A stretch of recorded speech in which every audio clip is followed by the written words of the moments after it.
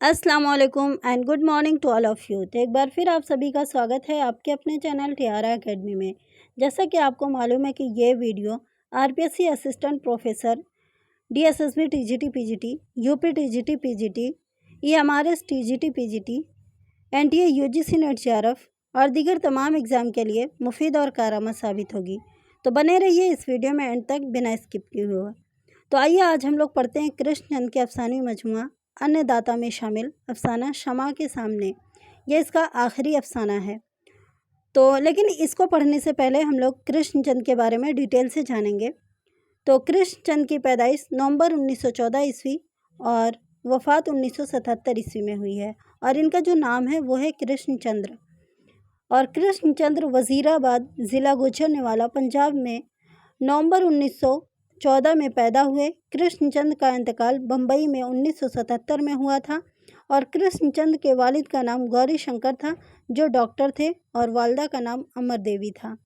कृष्णचंद के बचपन का नाम कश्मीर में गुजरा था और तालीम लाहौर में पाई थी।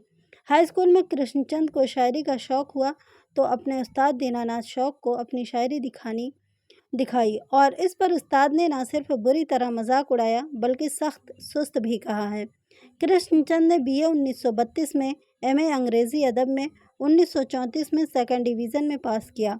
कृष्णचंद ने गवर्नमेंट कॉलेज लाहौर से एलएलबी 1937 में पास किया था। कृष्णचंद ने अपनी अदबी ज़िंदगी का आगाज़ तंज़िया व मज़ाहिया मज़मून प्रोफेसर मास्टर ब्लैकी से किया था जो उन्होंने गुलज़ारी लाल नंदा के वालिदा ब्लाकी राम नंदा के बारे में लिखा था जो फ़ारसी पढ़ाते थे। कृष्णचंद कॉलेज के ज़माने में यरकान के शिकार हुए थे और सेहतमंद होने के बाद अपना पहला अफसाना यरकान लिखा था। कृष्णचंद ने प्रोफेसर सिखों के साथ मिलकर अंग्रेज़ी का एक पर्चा द नॉर्दर्न रिव्यू जारी किया था। कृष्णचंद ने फरीदा नामी एक अंग्रेज़ी खातून के इश्तराक से अंग्रेज़ी माहनामा डी मॉडर्न गर्ल शाये किया था। कृष्णचंद की मुलाकात मौलाना सलाहुद्दीन अहमद, मिर्ज़ा अदीब मेराजी, अहमद नदीम कासमी, आशिकी हुसैन बटालवी, देवेंद्र सत्यार्थी, मुमताज़ मुफ्ती, फ़याज़ महमूद और चौधरी नज़ीर अहमद से लाहौर में हुई थी। Krishnachandra all India radio Lahore में प्रोग्राम असिस्टेंट 1937 में मुकर्रर हुए थे। कृष्णचंद की मुलाकात सादत हसन मंटू, नून मीम राशिद, डॉक्टर मोहम्मद दीन तासीर, फैज़ अहमद फैज़, रेवती शर्मा, जगन्नाथ आज़ाद और चिराग हसन हसरत और हसन राज से दिल्ली में हुई थी। दिल्ली में ही कृष्णचंद के मुरासिम शाहिद अहमद देलवी मुदीर साकी से हुए और कृष्णचंद का पहला नावल शिकस्त साकी दिल्ली में 1943 में शाया हुआ। कृष्णचंद की मुलाकात फ़राग गोरखपुरी, एहतिसाम हुसैन, मजाज, सब्त हसन और हयातुल्लाह अंसारी से लखनऊ में हुई थी। कृष्णचंद को WZ अहमद ने पूना 1942 में बुलाया था। कृष्णचंद बम्बई 1944 में देविका रानी के बुलाने पर गए थे। कृष्णचंद ने हैदराबाद में मुनाकिद शुदा कुल तरक्की पसंद मुसन्नफ़ीन का कॉन्फ्रेंस की रोदाद के तौर पर एक यादगार रिपोर्टाज पौधे 1945 में लिखा था। कृष्णचंद ने तक़सीम हिंद के मौजू पर अफसाना हम वहशी हैं 1947 में लिखा था। कृष्णचंद ने अपनी माँ की पसंद से श्रीमती विद्यावती से शादी 1939 में की थी जिनमें से 3 बच्चे थे उनके पास, एक लड़का था और 2 लड़कियाँ। कृष्णचंद की मुलाकात सलमा सिद्दीकी से 1953 ईस्वी में हुई थी और वो सलमा सिद्दीकी के साथ 1967 और 68 से रहने लगे थे। कृष्णचंद इश्तराकी नज़रियात के हामी और तरक्की पसंद तहरीक के सरगर्म रुकन थे। कृष्णचंद तरक्की पसंद मुसन्नफ़ीन पंजाब के सेक्रेटरी 1938 में चुने गए थे। कृष्णचंद को तरक्की पसंद मुसन्नफ़ीन के दिल्ली कॉन्फ्रेंस में जनरल सेक्रेटरी 1953 में मुंतखब किया गया था। कृष्णचंद्र के 55वीं सालगिरह के मौके पर जश्न कृष्णचंद मनाया गया था जिसका इफ्तिताह इंदिरा गांधी ने किया था। फिल्म डिवीज़न ने महेंद्र नाथ को कृष्णचंद की ज़िंदगी पर डॉक्यूमेंट्री बनाने की जिम्मेदारी 1974 में सौंपी थी। कृष्णचंद्र अच्छी ग़िज़ा के शौकीन थे। उन्हें गालिब की तरह आम बहुत पसंद थे। कृष्णचंद के पास मौज़ूआत का तनूअ है انہیں ایشیا کا عظیم افسانہ نگار کہا جاتا ہے۔ کرشن چند نے کشمیر کے رومان و پرور فضا کے پس منظر میں افسانہ لکھنا شروع کیا تھا۔ کرشن چندر لکھتے ہیں کہ پہلی 4 کہانیاں مینڈر میں لکھیں، جھیلم میں ناؤ پر آنگی، مصور کی موت، یرکان، میرے ایک ناول کا پس منظر بھی مینڈر رہے۔ کرشن چند کا پہلا افسانہ یرکان اور آخری افسانہ پاگل پاگل ہے۔ کرشن چند کی تخلیقات میں حقیقت اور رومانیت کا امتزاج پایا جاتا ہے۔ اب ان کے اعزازات ہیں، جیسے کہ کرشن چند کو سوویت لینڈ نہرو ایوارڈ 1966 میں ملا تھا۔ کرشن چند کو پدم بھوشن سے 26 جنوری 1969 میں نوازا گیا تھا۔ اب کرشن چند کے کچھ کارنامے ہیں، جیسے کہ ناول۔ کرشن چند کے 47 ناول ہیں، جس میں سے پہلا جو ناول ہے وہ ہے شکست 1943 عیسوی میں۔ کرشن چند نے رسالہ ساقی کے مدیر شاہد احمد دہلوی کے لیے گلمرگ، کشمیر کے ہوٹل میں شکست کو صرف 21 دن میں مکمل کیا تھا۔ شکست کرشن چند کا پہلا ناول ہے، جسے انہوں نے 1942 میں لکھا تھا اور 1943 میں ساقی بک ڈپو دہلی سے شائع کروایا تھا۔ شکست ٹامس ہارڈی کے طرز پر لکھا ہوا علاقائی ناول ہے۔ کردار اس کے ہیں شیام، دنتی، درگا داس، چندرا، موہن سنگھ، چھایا اور سوروپ کشن، بشن سنگھ، ملازم حسین۔ جب کھیت جاگے، طوفان کی کلیاں، دل کی وادیاں سو گئیں، آسمان روشن ہے، 52 پتے، ایک گدھے کی سرگزشت، ایک عورت، 1000 دیوانے، غدار، سڑک واپس جاتی ہے، دادر پل کے بچے، ناول، برف کے پھول، ناول، میری یادوں کے چنار، گدھے کی واپسی، بورن کلب، ایک واسکن سمندر کے سامنے، گدھے کی واپسی، بورپن کلب، ایک واسکن سمندر کے کنارے، درد کی نہر، لندن کے 7 رنگ، ایک گدھا نیفا میں، پھر چاندی کا گھاؤ، مٹی کے صنم، زر گاؤں کی رانی، کاغذ کی ناؤ، گنگا بہے نہ رات، فلمی قاعدہ، یہ تنزیہ ہے، اور 5 لوفر ایک ہیروئن، بانگ کانگ کی حسینہ، دوسری برف باری سے پہلے، گوالیار کا حجام اور بمبئی کی شام، چندا کی چاندنی، 1 کروڑ کی بوتل، مہارانی، پیار ایک خوشبو، مشینوں کا شہر، کارنیوال، آئینے اکیلے ہیں، چنبل کی چنبیلی، اس کا بدن میرا چمن، سونے کا سنار، محبت بھی قیامت بھی، سپنوں کی وادی، آدھا راستہ، ہونولولو کا راجکمار، سپنوں کی رہگزر میں، فٹ پاتھ کے فرشتے، اور 1977 میں یہ ان کا آخری ناول ہے۔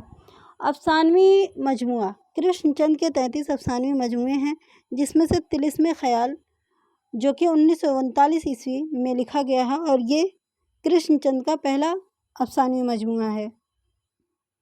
اس کے بعد ہے ہوائی قلعے، گھونگھٹ میں گوری جلے، نظارے، زندگی کے موڑ پر، نئے افسانے، نغمے کی موت، پرانے خدا، ان داتا، جو RPSC کے سلیبس میں شامل ہے۔ ان داتا، ہم وحشی ہیں، یہ UGC نیٹ JRF کے سلیبس میں شامل ہے۔ ٹوٹے ہوئے تارے، 3 گنڈے، اجتناء سے آگے، ایک گرجا ایک خندق، سمندر دور ہے، شکست کے بعد، نئے غلام، میں انتظار کروں گا، مزاحیہ افسانے، 1 روپے ایک پھول، یوکلپٹس کی ڈالی، ہائیڈروجن بم کے بعد، کتاب کا کفن، دل کسی کا دوست نہیں، کرشن چندر کے افسانے، مسکرانے والیاں، سپنوں کا قیدی، مس نینی تال، 10واں پل، گلشن گلشن ڈھونڈا تجھ کو، آدھے گھنٹے کا خدا، الجھی لڑکی، کالے بال، دیوتا اور کسان، 1970 یہ آخری مجموعہ ہے۔ اب ان کے کچھ ڈرامے ہیں، جیسے کہ دروازہ، حجامت، نیل کنٹھ، قاہرہ کی ایک شام، بیکاری، سرائے کے باہر، دروازہ کھول دو، نقش فریادی، مسکرانے والیاں۔ اب اس کے بعد کچھ ان کے رپوتاز ہیں، جیسے کہ پودے 1945 میں، صبح ہوتی ہے 1950 میں، یادیں 1945 میں، لاہور سے بہرام گلہ تک، تقسیم ہند کے وقت فسادات کے موضوع پر تحریر کیا گیا ہے۔ کرشن چندر کے متعلق مختلف آراء و خیالات۔ علی عباس حسینی نے کرشن چندر کے ناول شکست کو D.H. لارنس کا تتبع کہا ہے۔ کم سے کم ایک اردو ناول ترقی پسند تحریک نے ایسا پیدا کیا جو اردو زبان کی بہترین ناولوں میں شمار کیے جانے کے لائق ہے، اور وہ کرشن چندر کا شکست ہے، عزیز احمد۔ تو آئیے اب ہم لوگ پڑھتے ہیں شمع کے سامنے۔ میرا گاؤں ابھی 10 کوس دور تھا، سہ پہر کے سائے لمبے ہو گئے تھے، کھچر کے قدم سست پڑ گئے تھے، اور ڈھلوان پگڈنڈی کے دو رویہ سنبھلو نبات اور بھیکڑ کی جھاڑیوں میں بیڑوں بنیوں اور رت چڑیوں سے سرکنا پھدکنا اور شور مچانا شروع کر دیا تھا۔ کہیں کہیں کوئی جھینگر خوشلہانی سے پکار اٹھتا اور پھر ایک دم چپ ہو جاتا، شاید اس نے بھی سہ پہر کی گھٹتی ہوئی دھوپ اور مٹتی ہوئی حدت میں شام کے سہانے خنق آمیز معطر سانس کو چھو لیا تھا اور اسی لیے بے قرار ہو کر چیخ رہا تھا، پھر یکایک چپ ہو جاتا ہے، جیسے اسے ابھی شام کی آمد کا یقین نہیں ہے۔ ابھی نہیں، شاید شام ابھی نہیں آئے گی۔ پھر کہیں سے ہوا کا کوئی لطیف جھونکا اس کے قریب سے گزر جاتا ہے اور اپنے محبوب کی آمد کا یقین ہو جاتا ہے، اور وہ جھاڑی کی ٹہنی سے لگا ہوا وہیں مسرت سے چیخ اٹھتا، آئے گی، شام ضرور آئے گی۔ اسی آس پاس کے درمیان کہیں خوشی کی منزل ہے، لیکن میرا گاؤں تو ابھی 10 کوس دور تھا اور میرا کھچر تھک چکا تھا اور بھوک سے بے تاب ہو کر بار بار کان ہلاتا، رک جاتا، نتنے پھٹ پھٹاتا اور ادھر ادھر دیکھنے لگتا، شاید کہیں منزل کا سراغ ملے۔ ایڑی کے پہن ضربوں نے آخر کار اسے اسی مقام پر پہنچا دیا کہ جہاں وہ ڈھلوان پگڈنڈی ختم ہوتی تھی اور نیچے پہاڑی پر چڑھ کے ناترا شیدہ کندوں کا بنا ہوا پل تھا، نئے کندوں سے جیگن کی مہک آ رہی تھی۔ یہاں پہنچ کر میرا کھچر کھڑا ہو گیا اور 1000 کوشش کے باوجود اپنی جگہ سے نہ ہلا۔ ناچار میں اتر پڑا اور لگام ہاتھ میں لے کر اسے پتھر کی باولی کی طرف کھینچ کر لے گیا، جو پہاڑی کسی کے بالکل کنارے پر بنی ہوئی تھی اور روایت کے مطابق آج سے ہزاروں برس پہلے پانڈوں نے بنائی تھی۔ یہاں پر خوبانی کے درخت تھے اور ایک چھوٹی پھگواڑی۔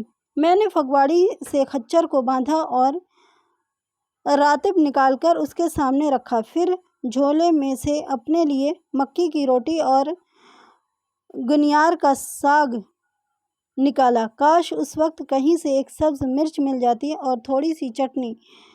ایک مرتبہ پہلے بھی میں اپنے کام کے سلسلے میں اس راستے سے گزر چکا تھا۔ باولی سے چند قدم کے فاصلے پر دھان کے کھیتوں کا ایک وسیع و عریض سلسلہ تھا، اور جہاں یہ کھیت ختم ہوتے تھے وہاں سے چمن کوٹ کی بستی شروع ہوتی تھی۔ چمن کوٹ کے گاؤں میں میرا ماموں اللہ داد خاں رہتا تھا اور سارے علاقے میں اپنی ڈکیتی کے لیے بہت مشہور تھا۔ بخلاف اس کے میرا باپ سرکاری ملازم تھا، اور یوں بھی ہمارے رنگ پور کے گاؤں والے بہت ہی امن پسند واقع ہوئے تھے۔ اس نے اپنی قرابت داری کے باوجود میں نے کبھی چمن کوٹ میں اپنے ماموں کے ہاں ٹھہرنا مناسب نہیں سمجھا۔ اس وقت بھی جبکہ دن تیزی سے ڈھل رہا تھا، میں نے یہی بہتر سمجھا کہ جس طرح بھی ہو یہ سفر طے کر کے رنگ پور پہنچ جاؤں۔ میرے پاس اپنے بھیخاری بھرکم بٹوے میں سرکاری لگان کی ایک اچھی خاصی رقم تھی، گو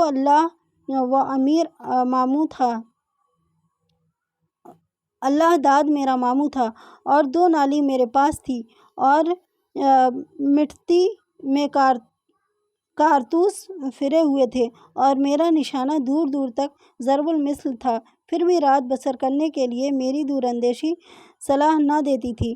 ذرا کھچر سستا لے تو پھر جیسا بھی ہو میں اسے گھسیٹ لے جاؤں گا۔ کھانا کھا کر میں نے کھچر کی طرف دیکھا، اس نے بھی اپنا راتب ختم کر لیا تھا۔ میں نے اسے پھگواڑی سے کھول کر راس کی عیال پر رکھ دی اور اسے باولی کی طرف بڑھنے کا اشارہ کیا۔ پھر میں گھٹنے ٹیک کر باولی پر جھک گیا اور میرے ہونٹ باولی کے پانی سے ہم سطح ہو گئے۔ مجھے اس طرح پانی پینے میں بہت مزہ آتا ہے۔ یہ لطف اور रोक में नहीं है। खच्चर भी मेरे करीब ही पानी पी रहा था। यकाएक वो अपनी थोतनी बढ़ाकर बिल्कुल करीब ले आया, हत्ता कि मैं उसके गर्म सांस को, जिसमें घास और चनों की मिली जुली खुशबू लुभी हुई थी, अपने रुखसारों पर महसूस करने लगा। मैंने आहिस्ता से उसकी थोतनी को परे कर दिया। आखिर ये कौन सा तरीका है मोहब्बत करने का? ये बावली जानवर के लिए नहीं है। अकब से किसी ने कहा। मैंने मुड़कर देखा। वो औरतें घड़े लिए खड़ी थीं। दोनों में से किसी ने कहा होगा। दोनों जवान थीं, दोनों हसीन, दोनों मुतबस्सुम, दोनों की रंगत जैतूनी थी, आंखें स्याह और बड़ी बड़ी। हाँ, एक की ठोड़ी खमीदा थी, दूसरों के गोल और मुलायम, नाशपाती की तरह। दोनों पैरों से नंगी थीं। उन्होंने स्याह घुंघरियाँ पहन रखी थी और घुंघरियों के ऊपर स्याह रंग की कमीज थी। हाथ पांव मेहनत व मशक्क़त के सख्त आदी मालूम होते थे। कलाई से लेकर उंगली की आखिरी पोर तक और टखनों से लेकर पाँव के नाखून तक जल्द की रंगत जैतूनी न थी, भूरी थी। कभी जैतूनी होगी, कभी भूरी भी ना रहेगी। जब जवानी गुजर जाएगी तो हाथ पांव दोनों ही स्याही माइल होंगे और नाशपाती की तरह पकी हुई जैतूनी जिल्द में वक्त अपने तेज चाकू से सगाफ पैदा करेगा और झुर्रियाँ तामीर करता जाएगा और रुखसारों का सोना भी उड़ जाएगा। और मगर अंधे फ़ैलसफ़ों, उस वक्त तो देख, आँखों में जवानी नाच रही है, तबस्सुम ज़ेरे लब काँप जाते हैं, रुखसारों के सेब चमक रहे हैं जैसे शफ़क़ की डालियाँ झुक गई हैं और गरबी आसमान के बाग की रानाई बहार इन दो मुजस्सिमों में उतर आई है। मैं हैरत से उनकी तरफ देखने लगा। उनमें से एक, वो जिसकी ठोड़ी खमीदा थी, ये बावली जानवर के लिए नहीं है। मैंने कहा, हर इंसान जानवर होता है। जो पानी पीता है वो जानवर है, क्या आदमी, क्या खच्चर। पियो बेटा। ये कहकर मैं अपने खच्चर को, जो मेरी तरह हैरत से उन दो औरतों को तक रहा था, हाँ, उस मुल्क में बेचारा खच्चर भी जिनसी भूख से मुबर्रा नहीं, थोथनी से पकड़कर फिर ज़बरदस्ती पानी पिलाने लगा। खमीदा थोड़ी वाली की निगाहें आतिशबाज हो गईं। वो जल्दी से आगे बढ़ी और उसने रास पकड़कर खच्चर को अपनी तरफ खींचा। खच्चर उछल कर वापस फगवाड़ी के पास जा रहा। इस उछल कूद में उसने दौलती जो झाड़ी तो शोला सामान हसीना का घड़ा चूर चूर हो गया। मैं हंसने लगा। दूसरी औरत, जिसे उसकी ठोड़ी की मुनासिबत से नाशपाती कहना चाहिए, खिलखिलाकर हंस पड़ी। इसमें हंसने की क्या बात है मिर्जाना? पहली औरत ने गुस्सा से कहा और झट मिर्जाना के हाथ से घड़ा लेकर नदी में फेंक दिया। लहरों के ज़ेरो बहर में घड़ा बहुत सा फासला सही सलामत तय कर गया। हम बहुत खड़े उसका सफ़र देख रहे थे। फिर एक बड़ी लहर ने उसे एक ऊंची चट्टान के किनारे से टकरा दिया और एक छना के साथ बेचारा वो भी। हाय हाय, मैं हाथ मलते हुए कहा। क्यों हंसते हो? पहली औरत दांत पीसकर बोली। मैंने कहा, जब दो जानवर लड़ते हैं तो घड़े टूट जाते हैं। वो बोली, जानवर तुम हो, सुअर। एक तो बावली ख़राब कर दी खच्चर को पानी पिलाकर, फिर हमारे घड़े, और अब बातें बनाते हो।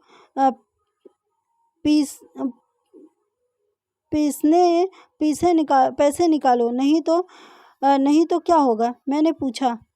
मैं तुम्हारा खच्चर ले जाऊंगी। ये कहकर वो खच्चर की तरफ लपकी और पेशतर उसके कि मैं उसे रोक सकूं, वो उसकी पीठ पर चढ़कर भाग गई। मर्जाना खच्चर के साथ दौड़ने लगी और मैं दोनों के पीछे बंदूक उठाए जी में आया कि फायर कर दूं। इस कदर आ रहा था मुझे, मगर क्या करता, औरत ज़ात पर हाथ कैसे उठाता। सुनो तो, खुदा की कसम, ये लो पैसे, ठहर तो जाओ, खुदा की कसम, मुझे आज रंगपुर जाना है। मगर हरामजादी ने ना सुना। खच्चर भी तो, जो पहले एक कदम ना उठा सकता था, अब घाटी पर लुढ़कते हुए पत्थर की तरह तेज़ी से जा रहा था। मिर्जाना हिरनी की तरह सुबक गाम थी। दूसरी औरत मुड़ मुड़कर मेरी तरफ देखती जाती और हंसी जाती। ठहर तो सही, سور کی بچی، آج ہی رات تجھ سے بیاہ نہ کیا تو شاہ زماں نام نہیں۔ میں جھاڑیوں پر سے کودتا پھلانگتا ندی کے کنارے کنارے بھاگا جا رہا تھا۔ اگر 2 نالی اور کارتوس کا بوجھ نہ ہوتا تو کب کا انہیں جا لیا ہوتا۔ آخر دوڑتے دوڑتے میرا دم پھول گیا، میں رک گیا اور چلا کر کہنے لگا، ٹھہر جا اے ڈاکو کی بیٹی، رہزن کھچر، ورنہ ابھی فائر کرتا ہوں۔ مگر کمبخت نے یہ دھمکی سن کر مڑ کر بھی نہ دیکھا۔ وہ اسی طرح کھچر کو ایڑ لگاتی دوڑاتی چلی گئی، وہ اود بھگانی چلی گئی اور نقش پا کو مٹاتی چلی گئی، اور میں وہیں ایک ٹیلے پر کھڑا ہو کر اسے دیکھتا رہا۔ وہ گھاٹی کے نیچے جا رہی تھی، جہاں ندی ایک چھوٹی سی وادی میں بہتی تھی، جہاں ایک چھوٹا سا مرغزار تھا اور سبز تلے پر 3-4 خیمے کھڑے تھے۔ یہ خیمے تو خانہ بدوشوں کے سوا اور کسی کے نہیں ہو سکتے۔ اس میں آگ روشن تھی اور ہلکا ہلکا لطیف سا دھواں سبز تلے کی سطح سے اٹھتا ہوا آسمان کی طرف جا رہا تھا، جہاں پر بادلوں کا رنگ گلابی سے عنابی اور عنابی سے شہابی ہو چکا تھا اور تاروں کے کنول کھلتے جا رہے تھے۔ مرجانہ اور کھچر پر بیٹھی ہوئی عورت کو میں نے ان خیموں کے پاس اترتے دیکھا اور پھر وہ دونوں ایک خیمے میں گھس گئیں۔ کھچر باہر چلنے لگا۔ تھوڑی دیر میں ایک آدمی خیمے سے باہر نکلا۔ اس نے اپنے ہاتھ اپنے کمپٹیوں کے پاس لے جا کر وہیں دور سے میری طرف دیکھا اور پھر کھچر کو ایک خیمے سے باندھ کر اندر چلا گیا۔ میں نے سوچا، لو اب ان خانہ بدوشوں سے الجھنا پڑ گیا۔ پھر خیال آیا، کیوں نہ اپنے ماموں اللہ داد خاں سے امداد طلب کروں۔ پھر سوچا، میرے بٹوے میں سرکاری لگان کے پیسے ہیں، کہیں اسے پتہ چل گیا تو وہ ڈاکو تو ہے ہی، کہیں مجھ پر ہی ہاتھ صاف نہ کرے۔ اب تو اکیلے ہی ان خانہ بدوشوں سے نپٹنا پڑے گا۔ خیر، یہ 2 نالی انہیں ڈرانے کے لیے کافی ہوگی۔ یہ سوچ کر میں نیچے اترنے لگا، جلدی جلدی، کیونکہ اندھیرا بڑھ رہا تھا۔ شفق کے گم ہوتے ہی تاریکی گویا پہاڑوں کی چوٹیوں سے ابل پڑی اور ساری وادی میں پھیلتی چلی گئی۔ جب میں مرغزار میں پہنچا تو چاروں طرف اندھیرا چھا گیا۔ ہاں، خیموں میں آگ روشن تھی اور پرے ایک درخت سے بندھا ہوا میرا کھچر کھڑا تھا، میری طرف کس بے کسی سے دیکھ رہا تھا۔ گھبراؤ نہیں میرے محبوب، میں تجھے ان ظالموں کے چنگل سے آزاد کراتا ہوں۔ میں آگے بڑھا۔ کسی نے پکارا، کون ہے؟ یہ خیمے تو خانہ بدوشوں کے سوا اور کسی کے نہیں ہو سکتے۔ اس میں آگ روشن تھی اور ہلکا ہلکا لطیف سا دھواں سبز تلے کی سطح سے اٹھتا ہوا آسمان کی طرف جا رہا تھا، جہاں پر بادلوں کا رنگ گلابی سے عنابی اور عنابی سے شہابی ہو چکا تھا اور تاروں کے کنول کھلتے جا رہے تھے۔ مرجانہ اور خنجر پر بیٹھی ہوئی عورت کو میں نے ان خیموں کے پاس اترتے دیکھا اور پھر وہ دونوں ایک خیمے میں گھس گئیں۔ کھچر باہر چلنے لگا۔ تھوڑی دیر میں ایک آدمی خیمے سے باہر نکلا۔ اس نے اپنے ہاتھ اپنی کنپٹیوں کے پاس لے جا کر وہیں دور سے میری طرف دیکھا اور پھر کھچر کو ایک خیمے سے باندھ کر اندر چلا گیا۔ میں نے سوچا، لو اب ان خانہ بدوشوں سے الجھنا پڑ گیا۔ پھر خیال آیا، کیوں نہ اپنے ماموں اللہ داد خاں سے امداد طلب کروں۔ پھر سوچا، میرے بٹوے میں سرکاری لگان کے پیسے ہیں، کہیں اسے پتہ چل گیا تو وہ ڈاکو تو ہے ہی، کہیں مجھ پر ہی ہاتھ صاف نہ کر دے۔ اب تو اکیلے ہی ان خانہ بدوشوں سے نپٹنا پڑے گا۔ خیر، یہ 2 نالی انہیں ڈرانے کے لیے کافی ہوگی۔ یہ سوچ کر میں نیچے اترنے لگا، جلدی جلدی، کیونکہ اندھیرا بڑھ رہا تھا۔ شفق کے گم ہوتے ہی تاریکی گویا پہاڑوں کی چوٹیوں سے ابل پڑی اور ساری وادی میں پھیلتی چلی گئی۔ جب میں مرغزار ہوا تو پہنچا تو چاروں طرف اندھیرا چھا گیا۔ ہاں، خیموں میں آگ روشن تھی اور پرے ایک درخت سے بندھا ہوا میرا کھچر کھڑا تھا، میری طرف کس بے کسی سے دیکھ رہا تھا۔ گھبراؤ نہیں میرے محبوب، میں تجھے ان ظالموں کے چنگل سے آزاد کراتا ہوں۔ میں آگے بڑھا۔ کسی نے پکارا، کون ہے؟ میں ہوں، ایک آدمی کے جانور۔ وہ کمبخت پھر بول پڑی۔ اب دونوں ہاتھ کو لہو پر رکھ بڑے ٹھسے سے کھڑی تھی اور خیمے کا پردہ ہوا میں ہل رہا تھا اور شعلوں کی لپک اس کے رخساروں پر ناچ رہی تھی۔ شمع، تم اندر چلو، اس آدمی نے کہا، میں اس سے خود نپٹ لوں گا۔ میں نے کہا، میں لڑائی جھگڑا کرنے نہیں آیا، تمہاری بیوی میرا کھچر چرا لائی ہے، وہ مجھے دے دو۔ وہ بولا میری بہن کو میری بیوی نہ کہو راہی۔ میں نے کہا وہ جو کوئی بھی ہے، تمہاری بہن یا تمہاری بیوی یا ماں، مجھے اس سے کوئی غرض نہیں، مجھے اپنا خچر چاہیے۔ میں تمہاری ماں ہوں۔ سورنی کے جنیں پھر بھی چیخی اور خیمے کے باہر آ کر کھڑی ہو گئی۔ تم چپ رہو شمع، مجھے اس اجنبی سے بات کرنے دو۔ وہ اندر چلی گئی۔ آدمی کہنے لگا تم کہاں کے رہنے والے ہو؟ رنگ پور۔ تمہارا نام؟ شاہزماں۔ کیا کرتے ہو؟ میں نمبردار کا بیٹا ہوں۔ میں پوچھتا ہوں تم کیا کرتے ہو؟ تم کہتے ہو میں نمبردار کا بیٹا ہوں۔ میں نے کہا میں شکار کھیلتا ہوں، عشق کرتا ہوں، کبھی کبھی اپنے باپ کے لیے دیہات سے لگان وصول کرتا ہوں۔ اچھا لاؤ اب میرا خچر۔ یہ کہہ کر اپنے خچر کی طرف بڑھا۔ وہ بولا ہم 2-3 دن میں رنگ پور آنے والے ہیں، وہاں کھیتیوں میں کام ملے گا۔ میں نے کہا تم خانہ بدوش بڑے کام چور ہوتے ہو، کام سے جی چراتے ہو، دن بھر آوارہ گردی کرتے رہتے ہو، یا کسانوں کے بھیڑ بکریاں چراتے رہتے ہو، اور جب گاؤں سے چلے جاتے ہو تو پتہ چلتا ہے کہ فلاں کسان کے ہاں سے ہل چوری ہو گیا ہے، فلاں کے گھر سے مرغیاں غائب ہیں، اور اس کی بکری نہیں ملتی، اور اس کا گدھا۔ وہ بولا یہ تو معمولی سی بات ہے، تم لوگ زمین کے بادشاہ ہو، ان چھوٹی چھوٹی باتوں پر تمہارا دھیان نہ جائے تو اچھا ہے۔ اس کے لہجے میں بھی لجاجت تھی۔ ہمیں کام کی بڑی ضرورت ہے۔ چمن کوٹ تمہیں پسند نہیں؟ جگہ اچھی ہے مگر ڈاکوؤں کی بستی ہے، اور اللہ داد ہمیں بہت ڈراتا دھمکاتا ہے، اگر یہاں رہے تو کسی دن خون خرابہ ہو جائے گا۔ یکایک اس نے اپنا ہاتھ بڑھایا۔ میں نے دیکھا اس کے ہاتھ میں ایک بندوق ہے۔ وہ بولا تم اپنا خچر لے جاؤ، میری بہن تو بے وقوف ہے، بھلا راہیوں سے کون الجھتا ہے؟ وہ بھی تو ہماری طرح خانہ بدوش ہوتے ہیں، گو وقتی طور پر ہی صحیح۔ وہ ہنسا۔ اس کی ہنسی بڑی دلکش تھی۔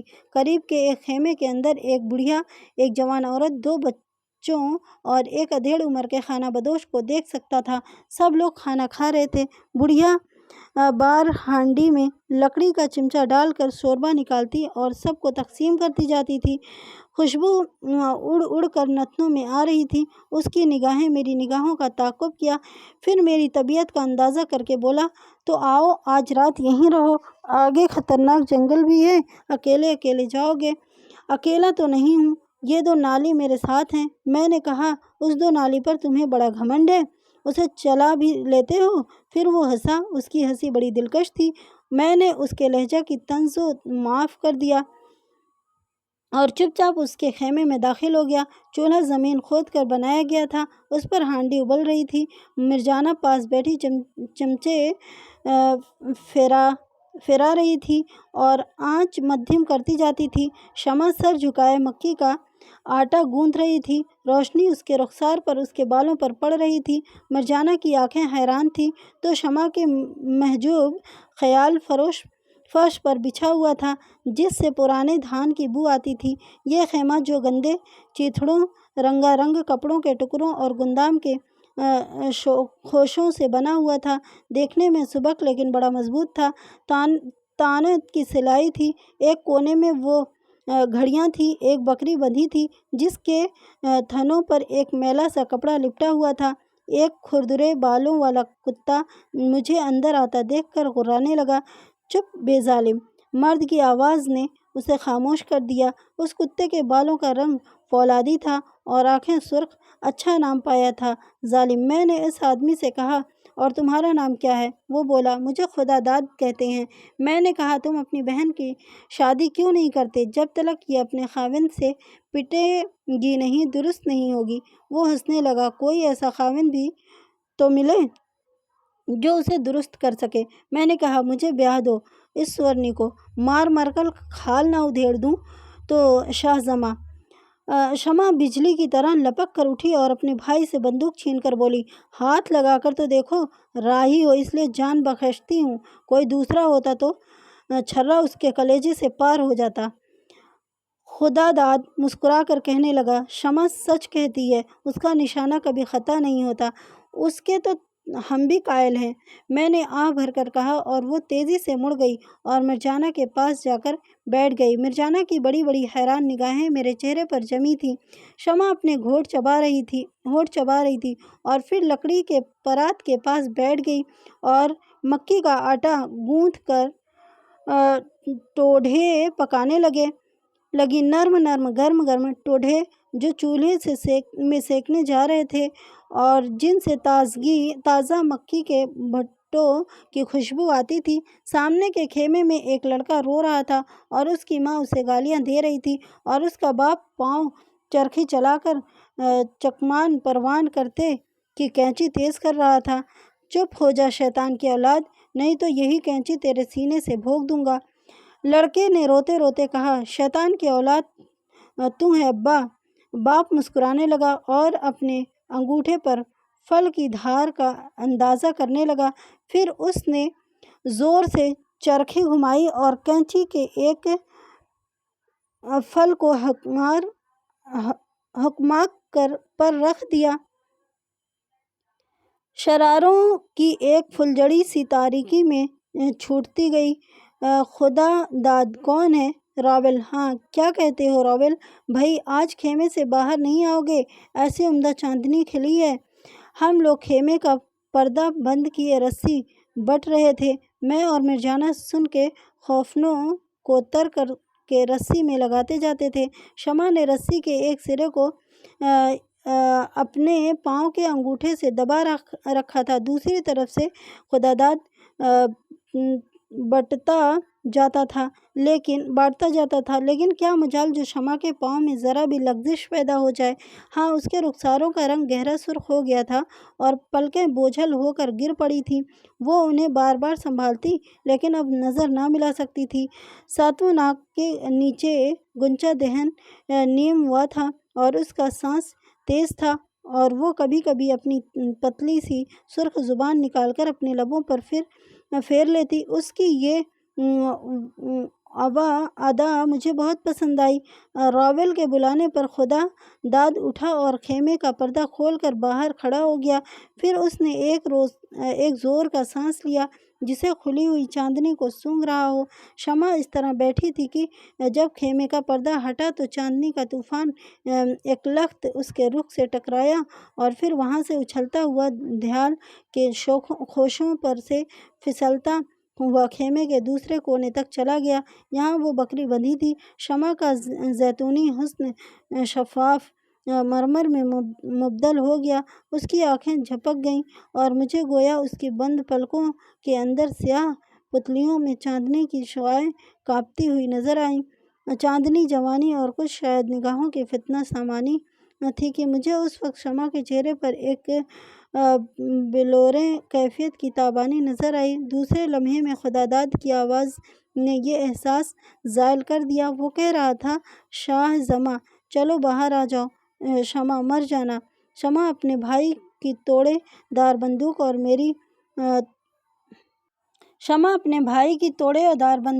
मेरी टवायलों बोर उठाए हुए बाहर निकली। मैंने पूछा तो बोली, तेरे घमंड का इम्तिहान लेना चाहती हूँ। बाहर रॉवेल खड़ा था, 6 फीट नंगे पाँव, घेरदार शलवार जो सिर्फ घुटनों तक आती थी। घुटनों के नीचे टांगें बिल्कुल नंगी थी और उन पर जख्म के निशान थे। लंबे लंबे बाल सर पर रख छोड़े थे और उन पर उसने बगदादी चोर की तरह एक रुमाल बांध रखा था। दाएं कान में एक लोहे की बाली थी। खाना बदोश नहीं, किसी फिल्म का हीरो मालूम हो रहा है। वो मेरी तरफ देखकर मुस्कुराया। फिर उसकी निगाहें शमा के चेहरे पर गड़ गईं। रॉवेल बोला, खुदा दाद कहता है तुम्हारे पास अंग्रेज़ी बंदूक है। हाँ, ये देखो, राही की बंदूक है। शमा चहकी। रॉवेल उसे गौर से देखता रहा, फिर बोला, ये कैसी बंदूक है? उससे की एक नाली में दंदाने हैं और दूसरी नाली बिल्कुल साफ है। हमारी तोड़ने और बंदूकों की तरह। मैंने कहा, दंदाने दार नाल में बड़े शिकार के लिए गोली डालता हूँ और सीधे नाल से तीतर का शिकार करता हूँ। गोली वाला कारतूस है ये, छर्रेदार, देखो ये है। रॉवेल बोला, अंग्रेज़ी राइफल अच्छी होती है मगर हमारी तोड़े वार का मुकाबला नहीं कर सकती। शमा बोली, बंदूक अच्छी या बुरी नहीं होती, ये तो जवान का हाथ होता है। रॉवेल हंसने लगा। मुझे उसकी हंसी मिस्री की तरह मालूम हुई। میں نے کہا جوان کے ہاتھ بھی دیکھ لو، کون منع کرتا ہے؟ راول آگے بڑھا۔ خدا داد کا چہرہ بالکل سنجیدہ تھا۔ راول میرے قریب آ رہا تھا۔ خدا داد نے آہستہ سے کہا، شاہ زماں ہمارا مہمان ہے۔ راول رکا، پھر پیچھے ہٹ گیا۔ خدا داد نے کہا، وہ سامنے دیکھو، دیوار کے بمبل اور ہمارا نشانہ ہے۔ چاندنی رات میں دیوار کی وہ بمبل ایک سلیب کی طرح آسمان کی طرف اٹھتی ہوئی نظر آ رہی تھی۔ شمع نے بندوق میرے ہاتھ میں تھما دی اور کہا، تم ہمارے مہمان ہو، پہلے تمہارا حق ہے۔ اس کے لہجہ کی خفتہ تیز طنز سے میں جھلا گیا۔ میں نے شست باندھ کر بندوق چلائی، مگر میں جانتا تھا کہ چوک جاؤں گا۔ وہ بمبل وہیں کھڑی تھی۔ خدا داد نے اپنی نگاہوں سے ایک بار اس بمبل کا جائزہ لیا، پھر بندوق سیدھی کر کے لبلبی دبائی ٹھائیں، مگر بمبل وہیں کھڑی تھی۔ راول ہنسنے لگا۔ اب راول نے ایک عجیب بے اعتنائی سے اپنی بندوق ہاتھ میں لی اور اس طرح بندوق چلائی کہ سامنے دیوار کے بمبل تو کیا، اگر عنقا کا پر ہوتا تو بھی چھن جاتا، لیکن بمبل وہیں کھڑی تھی، ایک سلیب کی طرح آسمان کی طرف اٹھی ہوئی۔ شمع نے جھلا کر بندوق راول کے ہاتھ میں چھین لی اور بولی، آج تمہیں ہوا کیا ہے؟ اور یہ کہہ کر اس نے نال میں توڑ ڈال کر بھرا، پھر ٹھائیں، بمبل غائب تھی۔ شمع نے بندوق کا دہانہ اپنے ہونٹوں سے لگا کر پھونکا اور پھر بندوق کو راول کے ہاتھ میں دے دیا۔ راول کے ہاتھ ایک لمحہ کے لیے شمع کی انگلیوں پر سختی سے جم گئے، پھر شمع نے فوراً ہاتھ چھڑایا، بندوق زمین پر جا گری۔ راول ہنس کر مجھ سے کہنے لگا، بینی پکڑتے ہو جوان؟ کیوں نہیں، لاؤ ہاتھ۔ پھر ہم بینی پکڑنے لگے۔ یہ خانہ بدوش نہیں جانتے تھے کہ میں بینی پکڑنے میں کس قدر مشتاق ہوں۔ بہت جلد میں نے خدا داد کو مات دے دی۔ پھر راول نے قوت آزمائی ہوئی بینی چھڑاتے ہوئے میں نے اسے وہ جھٹکا دیا کہ وہ 10 گز پرے جا کر اگر مرجانا تالی بجا کر ہنسنے لگی۔ شمع نے غصے میں آ کر مرجانا کو تھپڑ مارا اور وہ رونے لگی۔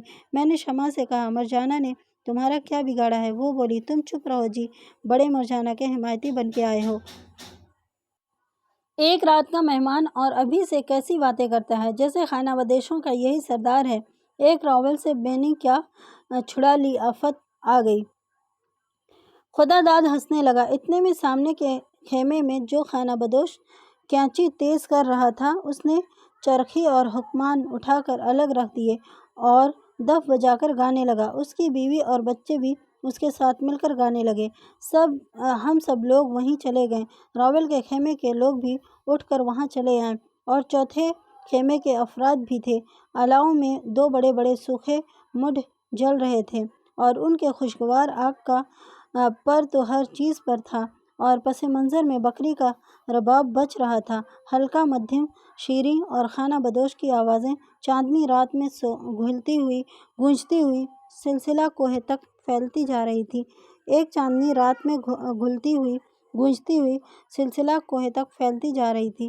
ایک چاندنی کا طوفان تھا، ایک نشے کا طوفان تھا، اور تاروں کی ایک صبح سندر کشتی جھلمل جھلمل کرتی ہوئی تیر رہی تھی، اور اب شمع کے پاؤں ناچ رہے تھے اور اس کا جسم اس کی روح میں پگھل گیا تھا، اور اب وہ ہمارے حلقے سے باہر یہاں وہاں، زمین پر، آسمان پر، ہر جگہ معلوم ہوتی تھی۔ اس کی آواز زمین کی آواز تھی، ازلی، وحشی، ناقابل تسخر۔ اس کا رقص کائنات مسلسل، پیہم، مضطرب، غیر محکم۔ اس کے بال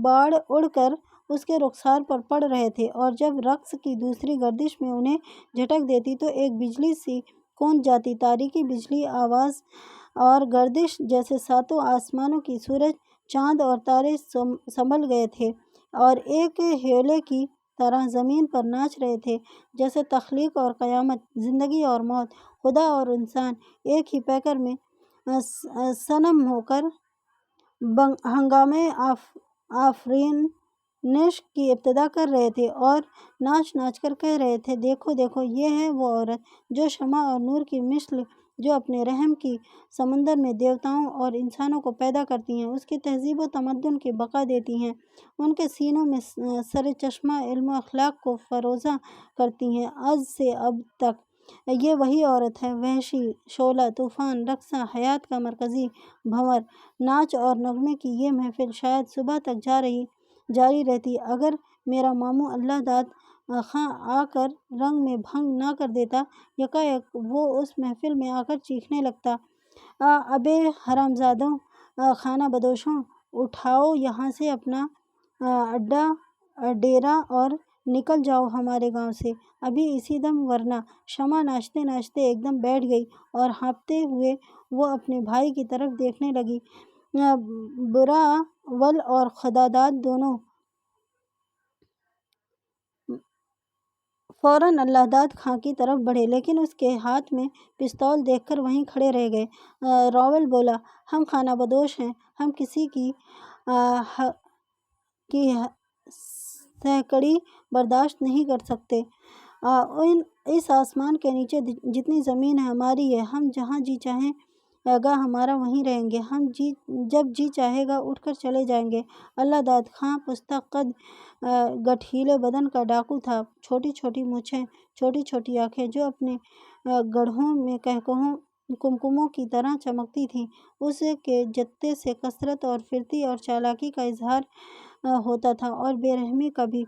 پستول اس نے راول کے سینے پر باندھ رکھا تھا، کہنے لگا، یہ رنگپور کا گاؤں نہیں ہے، یہاں ہجڑے نہیں بستے، یہ اللہ داد خاں کا گاؤں ہے، ایک کوہ میں دو شیر نہیں رہ سکتے، چپ چپاتے کل چلے جاؤ یہاں سے، ورنہ خیمے تک جلوا دوں گا۔ میں نے غصے میں آ کر خداداد کو پیچھے دھکیل دیا اور اللہ داد کے سامنے کھڑا ہو گیا۔ میں نے کہا، ماموں، ان غریب خانہ بدوشوں سے کیوں لڑتا ہے؟ اگر لڑنا ہے تو میرے ساتھ لڑ، رنگ پور والے ہجڑے ہیں تو آ، میں مقابلے کے لیے تیار ہوں۔ وہ مجھے دیکھ کر حیران ہو گیا، ارے تو شاہزماں یہاں کیا کر رہا ہے؟ ان جنگلیوں کے خیمے میں اپنے گھر کیوں نہیں آیا؟ پھر شمع اور مرجانہ کی طرف دیکھ کر مسکرانے لگا، اب یہ خیمے ضرور جلانے پڑیں گے، گاؤں کے سارے جوان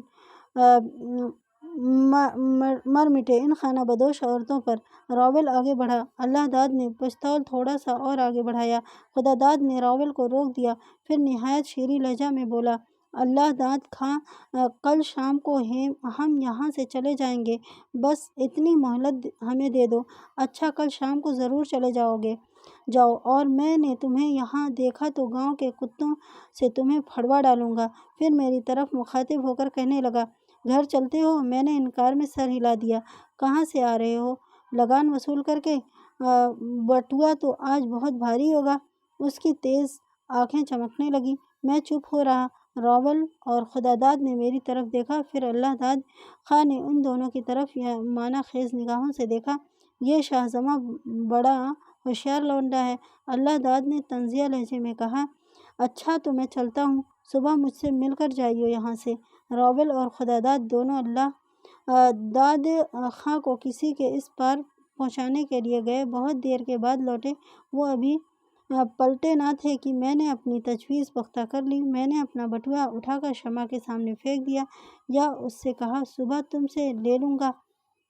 وہ بٹوا دیکھ کر مسکرائی، بولی، میں اسے پاس نہیں رکھتی، یہ تمہارا مال ہے، اس کی حفاظت کرنا تمہارا کام ہے۔ میں نے کہا، میں تمہارا مہمان ہوں۔ شمع نے کہا، میں نے تمہیں نہیں بلایا تھا، ڈرتی ہو؟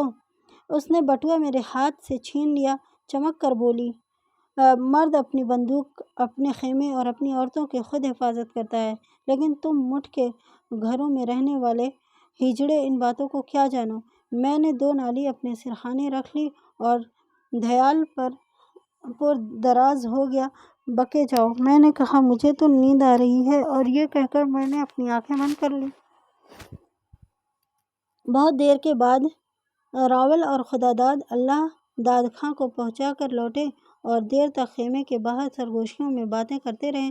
میں بظاہر سو رہا تھا، لیکن دراصل ان کی ہر ایک بات سن رہا تھا۔ میرا ہاتھ اپنی دو نالی پر تھا۔ وہ دونوں شمع کو برا بھلا کہہ رہے تھے، اور شمع کہہ رہی تھی کہ وہ اب کچھ نہ کر سکتی تھی، وہ قول ہار چکی ہے۔ راول اسے گالیاں دینے لگا اور شمع اسے پھر خداداد سے کہا، کیوں نہ ہم اسے جان سے مار ڈالیں اور جنگل میں جا کر گاڑ دیں، لیکن شمع نے نہ مانا۔ اس نے کہا، اللہ داد کا کیا بھروسہ، وہ کل کو تمہیں بھی پھانسی پر چڑھا دے گا۔ بھلا خانہ بدوش بھی قتل کرتے ہیں کہیں؟ چوری ڈکیتی توخیر الگ بات ہے، لیکن قتل تو خانہ بدوشوں نے آج تک کبھی نہیں کیا۔ پھر کیا اپنے خاندان کو بٹا لگاوے گا؟ آخر راول اور خدا داد کو شمع کی بات ماننی پڑی۔ خدا داد اور شمع نے خیمے میں آ کر آگ بجھا دی اور دھیال پر آ کر سو رہے، اور مرجانا پہلے ہی سے محو تھی۔ شمع بھی اس کے قریب آ کر لیٹ گئی، خدا داد میرے قریب آ کر لیٹ گیا۔ اب میں شمع اور خدا داد کے درمیان سو رہا تھا۔ خیمے کا دروازہ کسی نے بند نہ کیا تھا اور پردہ ہوا کے تیز جھونکوں سے فڑفڑا رہا تھا، اور چاند کی کرنیں دھیال پر پھیلتی ہوئی آ رہی تھیں۔ ظالم دروازے پر چوکنا کھڑا تھا اور نتنے اونچے کیے فضا میں کسی موہوم دشمن کو سونگھ رہا تھا۔ خفیف سی آہٹ پا کر وہ بھونکنے لگتا۔ میں دم سادھے جاگ رہا تھا۔ ایک طرف شمع تھی اور دوسری طرف خدا داد سو رہا تھا۔ وہ بہت جلد سو گیا اور خراٹے لینے لگا۔ یہ نقلی خراٹے نہ تھے۔ میں نے کروٹ بدل کر شمع کی جانب دیکھا۔ چاندنی کا ہالہ اس کے رخ پر اور اس کے بل کھائے ہوئے بالوں کے گرد تھا، اور اس کی خمیدہ تھوڑی کے نیچے اور اس کا بایاں ہاتھ مس ہو رہا تھا۔ وہ میرے اس قدر قریب لیٹی تھی کہ میں ہاتھ پھیلا کر اس کی تھوڑی کو چھو سکتا تھا۔ اس کی تھوڑی کو چھو لینے، اس کے رخساروں کو چوم لینے اور اس کے سارے جسم کو لے کر اپنی آغوش میں کچل دینے کا طوفانی جذبہ میرے دل میں گونجنے لگا۔ میں جسم کی آواز سننا چاہتا تھا، اس لیے میں نے اپنے کانوں میں انگلیاں ڈال لیں، لیکن یہ گونج تو گویا دل کی دھڑکن اور دوران خون کا توج بن گئی تھی۔ جسم کے کھڑے پھڑے سے ایک ہی آواز آ رہی تھی، شمع کو کچل ڈالو، شمع کو کچل ڈالو۔ میں آہستہ سے اس کے قریب سرک گیا اور پھر مڑ کر خدا داد کی طرف دیکھنے لگا۔ وہ گھوگ کا رہا تھا اور خراٹے لے رہا تھا۔ ہلکے ہلکے میں نے اپنا ہاتھ شمع کے بائیں ہاتھ کی انگلیوں پر رکھ دیا۔ کوئی جنبش پیدا نہ ہوئی۔ دیر تک میرا جلتا ہوا گرم ہاتھ اس کے خنک برفانی انگلیوں پر پڑ رہا تھا۔ کوئی جنبش پیدا نہ ہوئی۔ پھر آہستہ سے میں نے اس کی خمیدہ تھوڑی کو چھوا اور میری رگوں اور نسوں میں لاکھوں شعلے تڑپنے لگے اور طوفانی لہروں کی ریلیں اچھل اچھل کر ساحل حیات سے ٹکرانے لگے۔ کانوں میں ایک ہی نغمہ تھا، ایک ہی مسلسل گونج تھی، شمع کو کچل ڈالو، شمع کو کچل ڈالو۔ میں نے ایک نظر پھر خدا داد کی طرف ڈالی، پھر مرجانا کی طرف جو بدستور کروٹ بدل کر سو رہی تھی۔ پھر میں شمع کی جانب اور کھسک گیا۔ دھیال پر ایک ہلکی سی سرسراہٹ پیدا ہوئی۔ یہ سرسراہٹ جو ایک میٹھی سرگوشی تھی، ایک نغمہ راز تھی، مسرت کی نقرئی لہر تھی، اور میں اس کے بہاؤ میں تیرتا ہوا شمع سے بالکل قریب چلا گیا۔ پھر میں نے اپنے ہاتھ کی انگلیوں کو اس کے ہاتھ کی انگلیوں میں ڈال کر انہیں زور سے دبایا۔ جاگ جاگ اے شمع سبزستان وصال۔ شمع جاگی نہیں، اس کی آنکھیں بدستور بند رہیں، لیکن میرے ہاتھ کی انگلیوں نے اس کے ہاتھ کا آہنی لمس اس طرح محسوس کیا کہ اگر میں مرد نہ ہوتا تو شدت درد میں بلبلا اٹھتا۔ وہ آہستہ آہستہ میری انگلیوں کو مروڑ رہی تھی، خاموشی سے ہلے جلے بغیر، آنکھیں کھولے بغیر، مجھ سے کچھ بات کیے بغیر ہی وہ میرے ہاتھ کی انگلیوں کو ایک آہنی شکنجے میں کس کر مروڑ رہی تھی، اور میں مدافعت کرتے ہوئے یہ سوچ رہا تھا کہ انگلیوں میں اتنی طاقت، اتنی قوت، اتنی توانائی کہاں سے آ گئی؟ اس پھول کے جسم میں فولاد کی سختی کہاں چھپی ہوئی تھی؟ میں نے ہزار کوس کی اپنا ہاتھ اس کی گرفت میں چھڑا لوں، لیکن کامیاب نہ ہو سکا۔ آخر جب درد حد سے بڑھ گیا تو میں دوسری کروٹ بدلنے پر مجبور ہو گیا۔ اب میری پیٹھ اس کی طرف تھی اور میرا ہاتھ اس کے ہاتھ کی انگلیوں میں جکڑا ہوا تھا۔ شمع نے سرگوشی میں کہا، بینی پکڑو گے؟ میں نے کہا، تم عورت نہیں ہو، چڑیل ہو۔ وہ آہستہ سے ہنسی، بولی، اور شکنجہ؟ میں نے کہا، دیونی کی اولاد ہو، سورنی۔ اس نے کہا، ماہیہ سنو گے؟ میں نے کہا، میرا ہاتھ چھوڑ دو، تمہاری 7 پشتوں پر لعنت۔ وہ بولی، مجھے ماہیہ سے عشق ہے۔ جب گھاٹیوں میں اس کی آواز گونجتی ہے، ہاں ہاں۔ چپ ہو جاؤ، میں نے کہا، خدا کے لیے اگر کوئی سن لے تو؟ میں کسی سے ڈرتی نہیں ہوں، اچھا تو ماہیہ سنو، اور دھیمے سے، بہت ہی دھیمے سروں میں گانے لگی۔ اس کی آواز میں ہنسی، شور اور شرارت کے سر بسے ہوئے تھے۔ بازار بکندی پٹی، نڈھی مار گئی پلیٹی، نڈھار کمزور دے جانی، پہاڑ ڈھکیلے آویں، تمہاری مہربانی حرامزادی، میں نے غصے سے کہا، اور اس نے اس پر میرے ہاتھ کی انگلیوں کو ایک اور بل دیا۔ کہنے لگی، شمع خانہ بدوش کی لڑکی ہے، وہ کسی مٹی کے گھر میں بسنے والے کسان کی لڑکی نہیں ہے جو نمبردار کے لڑکے کو دیکھ کر اس پر عاشق ہو جائے اور اپنی زندگی کی ساری دولت چپ چاپ اس کے حوالے کر دے گی۔ تم مہذب لوگ جنگلیوں کے اخلاق کیا جانو؟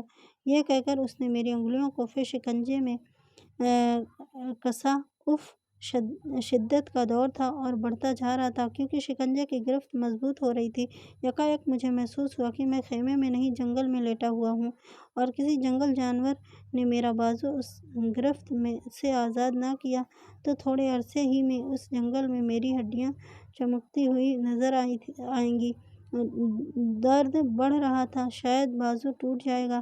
ایک کربناک دہشت سے میں تڑپا اور ایک آخری کوشش سے میں نے اپنا ہاتھ شمع کی گرفت سے چھڑا لیا، لیکن چھڑاتے وقت میرا بھرپور ہاتھ شمع کے چہرے پر جا پڑا۔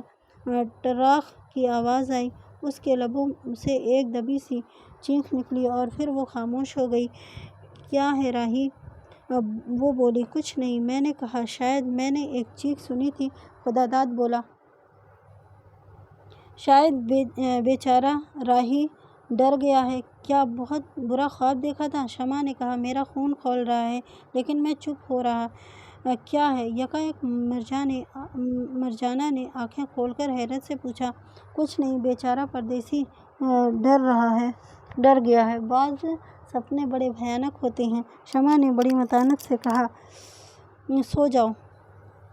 خدا داد نے کروٹ بدل کر کہا اور سو گیا۔ دیر تک خاموشی رہی، پھر شمع آہستہ سے اپنی جگہ سے اٹھی اور خیمے کا پردہ اٹھا کر باہر چلی گئی۔ تھوڑی دیر کے بعد میں نے اپنی بندوق اٹھائی اور خیمے کے باہر آ گیا۔ خدا داد کے بیچ میں چمک رہا تھا اور شمع ندی کے کنارے بیٹھی منہ دھو رہی تھی۔ میں اس کے قریب گیا اور اس سے پوچھا، آدھی رات کے وقت منہ دھونے سے کیا ہوگا؟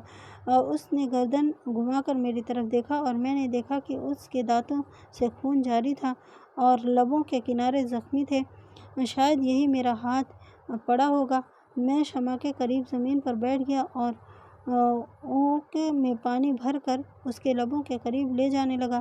تھوڑی دیر میں خون بہنا بند ہو گیا اور زخمی کناروں پر سرخی کی دو چھوٹے چھوٹے لکیریں رہ گئیں، یاقوت کی رگیں جنہیں چومنے کے لیے میرے ہونٹ بے قرار ہو کر پھڑکنے لگے، لیکن میں نے انہیں دانتوں تلے دبا لیا اور حیران ہو کر دیوار کی اس بمبل کو تلاش کرنے لگا جو اب وہاں نہ تھی۔ نگاہیں ابھی تک اس بمبل کو تلاش کر رہی تھیں اور بندوق کی ٹھائیں سے مر گئی تھیں، لیکن اب وہ شور نہ تھا، وہ ٹھائیں نہ تھیں، راول کے کرخت آواز نہ تھی، دف کا نغمہ نہ تھا، شمع کا رقص نہ تھا۔ اب شمع خاموش میرے سامنے کھڑی تھی اور اس کی آنکھوں کے پراسرار گہرائیوں میں چاند چمک رہا تھا، اور وادی کی نغمگی ختم ہو گئی تھی اور اس کی خاموشی لوٹ آئی تھی، اور ہم دونوں اس خاموشی کے بیچ میں کھڑے تھے اور ایک دوسرے کی طرف دیکھ رہے تھے۔ کیا پہچان رہے تھے، کیا ٹٹول رہے تھے، جیسے دو روحیں آگے بڑھ رہی ہوں اور اپنی نازک غیر مرئی انگلیوں سے ان آنکھوں اور ان پلکوں، ان رخساروں، ان تھوڑی کو پہچان رہی ہوں۔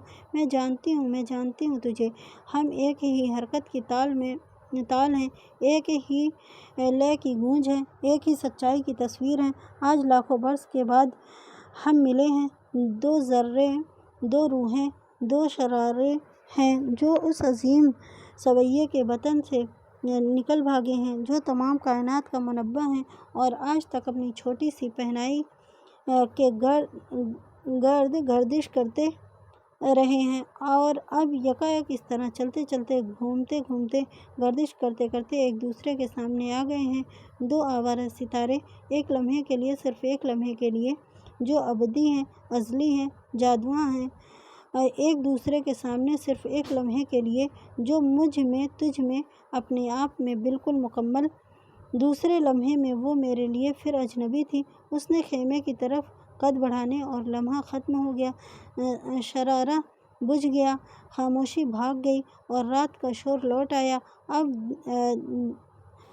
اب دیواروں میں ہو کر ہوا کرا رہی تھی، جنگل میں گیدڑ بول رہے تھے، ندی قہقہے لگا رہی تھی، چاند ہنستا ہوا معلوم ہوتا تھا، فضا میں شور و گل رچا ہوا تھا، حتیٰ کہ شمع کے قدموں کی آہٹ اور خانہ بدوشوں کی سانس اور خیمے کے پردوں کی سرسراہٹ بھی سنائی دیتی تھی۔ اس لمحے سے پہلے ہر شے خاموشی تھی، اور اب دوسرے لمحے میں ہر شے بول رہی تھی، چیخ رہی تھی اور دماغ میں برمے کی طرح گھستی چلی جا رہی تھی۔ بس یہی ہوتا ہے، کبھی ایک لمحہ دوسرے لمحے کی طرح نہیں ہوتا، کبھی نہیں ہوتا۔ اب زندگی کی ترتیب، تواتر، توازن اس طرح ہے، دوسرے لمحے میں اب یوں ہے، اس طرح کیوں نہیں؟ شمع خیمے کا پردہ اٹھا کر اندر چلی گئی، میرے قدم خیمے کے باہر رک گئے، میں وہیں ظالم کے پاس بیٹھ گیا۔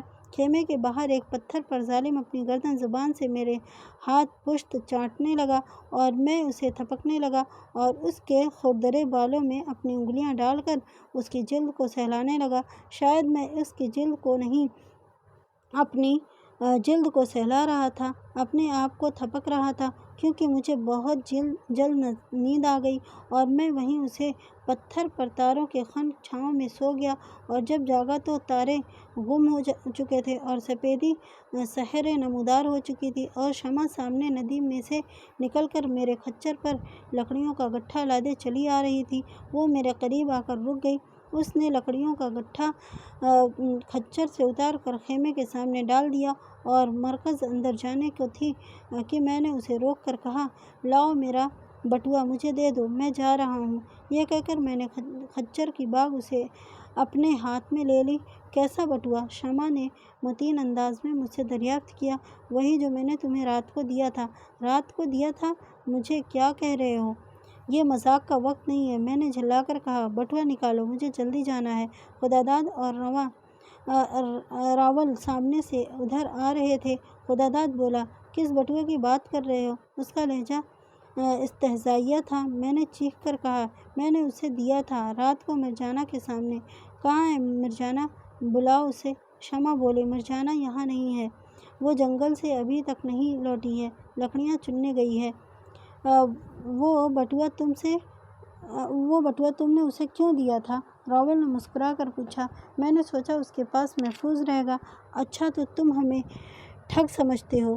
راول چنگھاڑا، رات بھر ہم نے تمہیں پناہ دی، تمہیں ڈاکوؤں کے گاؤں میں قتل ہونے سے بچایا، اور اب تم ہمیں چور کہتے ہو؟ شمع نے راول کے ہاتھ سے بندوق چھین لی اور مجھ سے کہنے لگی، ابھی چلے جاؤ اسی دم۔ میں نے شمع کی طرف دیکھا، راول کی طرف دیکھا، خداداد کی طرف دیکھا اور پھر خچر کو ندی میں ڈال دیا۔ آج راستہ اکیلا ہے، میں اکیلا تھا، میرے ارد گرد ہر شے اکیلی تھی، اور بٹوے کے کھو جانے کا بھی ملال نہ تھا، پھر کسی شے کو کھو جانے کا ملال تھا۔ دل رنجور تھا، دماغ پر ایک عجیب سی وحشت، ایک نامعلوم سی الجھن چھائی ہوئی تھی، اس کا تجزیہ نہ ہو سکتا تھا۔ شمع پر، خانہ بدوشوں پر، اپنے آپ پر، سست رفتار خچر پر، کسی پر غصہ نہ تھا، بس ایک ہلکی سی، نازک سی، کبھی ختم نہ ہونے والی اداسی چاروں طرف چھائی ہوئی تھی، اور خچر آہستہ آہستہ چلا جا رہا تھا۔ ایک سرگوش سامنے سے راستہ کاٹ کر تیزی سے گزر گیا، ایک درخت کے نیچے مجھے لومڑی کی سمورو اردم بھی نظر آئی، لیکن میرا ہاتھ بندوق پر نہ گیا۔ ایک جگہ وہ سوکھا ہوا درخت کھڑا تھا جہاں سے پگڈنڈی اپنا رخ ہے، لیکن آج مجھے یہ بھی معلوم نہ ہوا کہ پگڈنڈی نے اپنا رخ بدلا ہے۔ یہی محسوس ہو رہا تھا کہ یہ پگڈنڈی اسی طرح ایک ہی رخ پر، ایک ہی نہج پر چلی جا رہی ہے۔ یہ بہت لمبا ہے، یہ سفر بے منزل ہے۔ میں اونگنے لگا، یکایک میں جاگ اٹھا، کسی نے ہٹوکا دے کر مجھے جگایا تھا۔ راہی اتر، شمع بولی۔ میں کھچر سے اتر پڑا اور ہم دونوں ساتھ ساتھ چلنے لگے۔ میں نے اس سے یہ نہیں پوچھا کہ تم کیوں آئی ہو، کدھر جا رہی ہو، بس ہم دونوں ساتھ ساتھ چلنے لگے۔ کاڑ کے بڑے جھنڈے کے قریب ہم دونوں از خود رک گئے۔ اس جھنڈیر انگور کی جنگلی بیلیں پھیلی ہیں۔ یہاں سے دونوں وادیوں کا دلفریب نظارہ دکھائی دیتا تھا۔ ایک طرف رنگ پور کی وادی تھی، دوسری طرف چمن کوٹ کے بیچ میں دو وادیاں مل جاتی تھیں۔ نقش و لاجوردی میں ندی کا پانی فکری لہر کی طرح چمک رہا تھا۔ میں نے شمع کی طرف دیکھا۔ اس نے قمیص کے اندر ہاتھ ڈالا اور بٹوا نکال کر میرے ہاتھ میں دے دیا۔ میں حیرت سے اس کی طرف تکنے لگا اور میری نگاہیں اس کے زخمی لبوں پر جم گئیں۔ وہ یاقوتی رنگین نازک مہین کنارے حفشے کی پتیوں کے خم میں اس کا چہرے پر جھک گیا۔ وہ منہ موڑ کر آہستہ سے کہنے لگی، مجھ سے شادی کرو گے؟ شادی؟ میں نے پوچھا۔ وہ چپ رہی، میری طرف دیکھتی رہی۔ شادی؟ میں نے آہستہ سے کہا۔ تم سے میں سوچنے لگا۔ تم ہمارے گاؤں چلو تو پھر میں تم سے شادی کروں گا۔ تمہارے گاؤں؟ ہاں۔ وہ رہا سامنے رنگ پور۔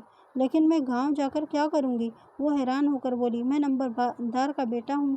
میں نے فخریہ انداز میں کہا، وہاں میرا گھر ہے، زمین ہے، کھیت ہیں، مویشی ہیں، جانور ہیں، نوکر ہیں، چاکر ہیں، عزت ہے، دولت ہے۔ اور میں رک گیا۔ وہ بولی، میں چاہتی تھی تم میرے ساتھ چلو۔ تمہارے ساتھ کہاں؟ دھرن کوٹ میں میرا قبیلہ ہے، میری ماں کا قبیلہ ہے جسے میرے باپ نے چھوڑ دیا تھا۔ دھرن کوٹ میں آج کل بھی برف ہوگی، چاروں طرف سفید سفید برف۔ شمع کی وحشی آنکھیں چمکنے لگیں۔ اس نے سختی سے میرا ہاتھ پکڑ لیا اور کہنے لگی، ہم دونوں وہاں ایک خیمے میں رہیں گے۔ تمہاری انگریزی بندوق بہت اچھی ہے، اچھا شکار کرے گی۔ تم ہمارے قبیلے کے سردار ہوگے۔ رات کو میں دف پر ناچوں گی۔ تم میرے ناچ دیکھا ہے نا؟ تم نے میرا ناچ دیکھا ہے نا؟ اس نے اپنا بازو جھٹک دیا۔ میں نے اس قبیلے کو دیکھا، چاروں طرف پڑی ہوئی برف کو دیکھا، دف کو دیکھا، میلے کچیلے خیمے کو دیکھا، اس بستر کو دیکھا جس میں پرانے دھیال کی بو آتی تھی اور میرے منہ سے بے اختیار نکلا۔ لیکن شمع، میرے کھیت، میرا گھر، میری دولت، میرا سامان، وہ گاڑیاں، وہ برادری، ان کے بغیر میں کیسے زندہ رہ سکوں گا؟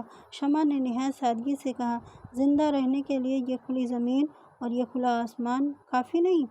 تم سمجھتی نہیں ہو۔ میں تمہیں کیسے بتاؤں؟ تم خانہ بدوش ہو۔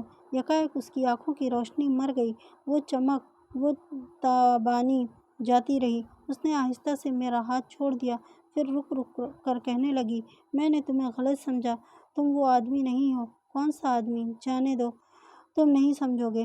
مجھے بہت افسوس ہے، میں نے کہا۔ لیکن شمع نے مجھے بیچ میں ٹوک دیا اور بولی، اب میں دھرن کوٹ جانا چاہتی ہوں۔ اب میں اپنے بھائی کے پاس نہ جاؤں گی۔ اب راول میرا منہ نہ دیکھے گا۔ آج سے مرجانا میرے لیے مر گئی۔